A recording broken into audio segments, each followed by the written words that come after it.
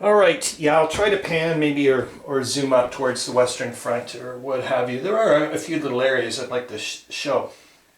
So I finished the game off, and when I went to go calculate, like to figure out, the victory conditions, that's the main thing afterwards. I went, okay, I didn't play this game properly in the sense that the main focus is to get those pick and shovel areas, the resource points, resource areas, because you get the person who last occupies it, and I mean it's not through an enemy zone of control, like you actually have to pass through it, get 5 points for every resource center I have, and then also as well as with some invasions. So in the long run, it ended up becoming a monstrous Central Powers victory for sure. With the 2 invasions by the Entente powers through Greece, and then subsequently through Albania when the British Expeditionary Force was trying to get the heck out. Didn't last very long. So there was an extra 10 points for the Central Powers. Belgium gives the Entente powers 5 points, from the get-go. Anyways, it ended up, if I did all the numbers right, 100 points for the Central Powers to 35 for the Entente powers. Just brutal. Like I said, I wasn't focusing properly on the pick and shovels things. What else? I'll go and take a look at the rules again. I'm certainly going to play this game again. I just don't know when. And like I've said before, I certainly would love to play it with someone else. That's for sure. Let's see what a few things I have to remind myself again. Well, I'm going to have to go over the fort rules again.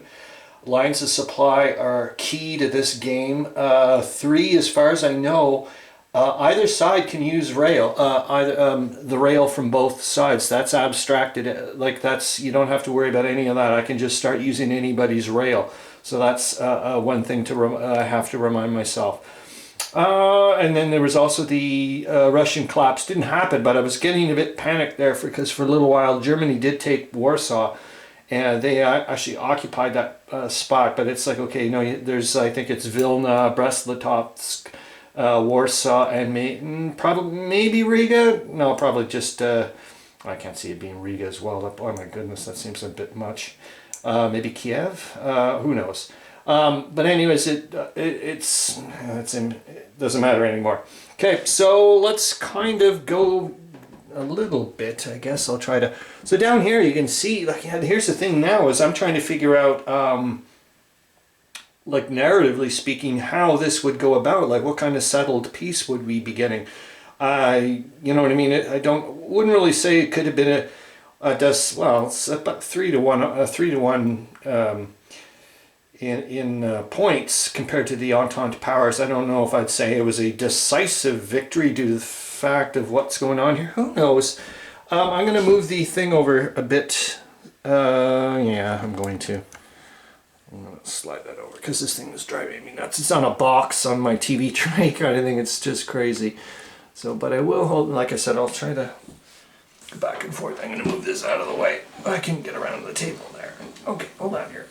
Maybe I should do a second video. Who knows? We'll see. Anyways, yeah, because nothing's getting moved around anymore.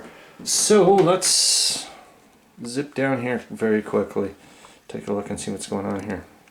I just need to slow down. Yeah. All right, I'll zoom in a little, not too much. There we go. So yeah, it's pretty interesting that effectively the Turks. I just said after that, I said, screw this. We'll just hang out near the Black Sea coast and whatnot, and just stay there. Yeah, well, I'll show you the combat resource points in a minute. That was the fascinating thing to see at the end when both sides were starting to run out of points. And I was like, oh my gosh, now I can really start seeing where it starts getting into the fact of retreats and, the option of a retreat versus a resource. Like, I had to sit for a second and think and go, okay, how am I going to go about this? Because it was like, next turn, if I retreat now, the other, I won't be able to, for example, maybe make an attack in the second round, which I really would like to do, but I'm running out of combat resource points myself, kind of thing. It was really, really, really neat decision points. So you can see the United States are way the heck up here in Belgrade. Yeah, the Austrians just said, okay, we're out of here. We're going to go and protect our supply lines over here. The Russians kind of swooped in but ran out of time. Same here. This I found rather, like I said before, I found this rather, that whole area very fascinating. I'm just going to bring it back to here. What would have happened in the long run? You know, I don't know. Let's bring this out and then I'll zoom out. I think I need to do that's what I didn't do before. Okay, let's see here. Hold on. Where's the zoom button? There we go. All right. Yeah, I'd like to try this one out again. It just the French did manage to break through. You can see here we got into the Austro-Hungarian territory, took out this fort and whatnot. It was weird. I was like, I should have, like, in some ways, I was like, oh, I should let the honors go towards the Italians, but the way I was looking at it, I didn't want to have an exposed hex here, which would have been this guy to move on in.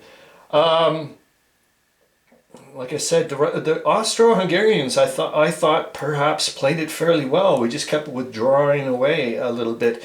There were some units, I'll show you a fair amount of units that were taken out. Most due to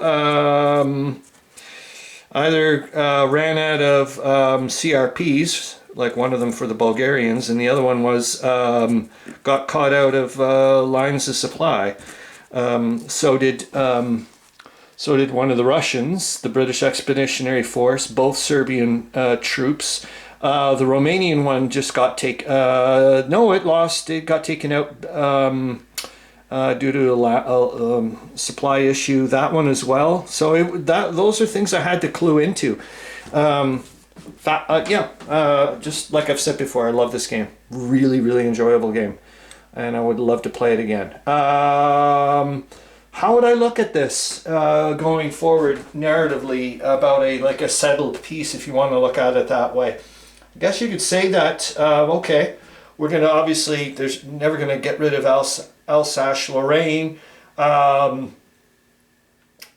probably turn France into a crippled state that will never be able to militarily go up against Germany, just like Germany wanted to do. Turn Belgium into essentially a vassal state, have a common European economic base going on here, obviously using the German mark or whatever the heck it was called. I don't know what it was called back then.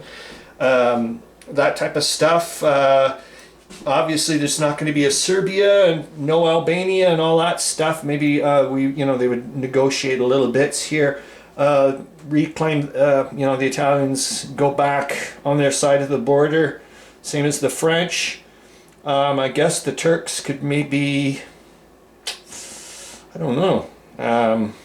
I wouldn't, like I said, this is going off into Wonderland talk, chit chat or whatever, and I guess we'd also have a German-controlled Poland over here.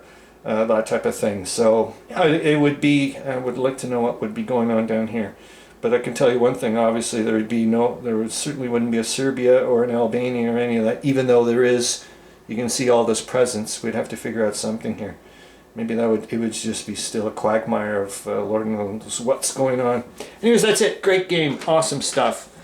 Okay, hope you're having fun, and I hope you do get to play this game or share your thoughts if you ever have played this game. I'd love to hear about it. All right, see ya.